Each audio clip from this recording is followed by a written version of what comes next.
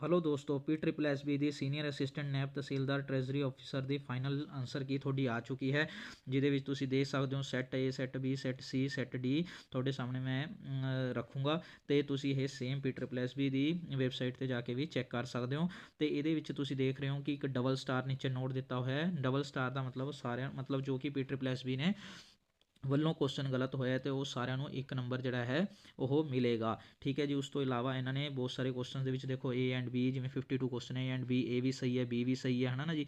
ਇਹ ਬਹੁਤ ਸਾਰਿਆਂ ਦੇ ਵਿੱਚ ਇਸ ਤਰ੍ਹਾਂ ਦੇ ਰੱਖਿਆ। ਜੇ ਤੁਹਾਡਾ ਆਪਸ਼ਨ ਉਹ ਵਾਲਾ ਵੀ ਸਹੀ ਹੈ ਤਾਂ ਤੁਸੀਂ ਆਪਣਾ ਨੰਬਰ ਜਿਹੜਾ ਹੈ ਕਾਊਂਟ ਕਰ ਸਕਦੇ ਹੋ। ਦੇਖੋ ਜੀ ਮੈਂ ਸਕਰੋਲ ਕਰ ਰਿਹਾ ਅਤੇ ਤੁਸੀਂ ਇਸ ਨੂੰ ਆਪਣਾ ਮਿਲਾ ਸਕਦੇ ਹੋ ਆਨਸਰ ਕੀ ਪੋਜ਼ ਕਰਕੇ। ਸੈੱਟ A ਤੁਹਾਡਾ ਹੈਗਾ, ਸੈੱਟ B ਹੋ ਗਿਆ ਅਤੇ ਉਸ ਤੋਂ ਬਾਅਦ ਸੈੱਟ C ਅਤੇ ਫਿਰ ਨੈਕਸਟ ਤੁਹਾਡਾ ਹੈਗਾ ਜਿਹਦਾ ਸੈੱਟ D ਜੀ।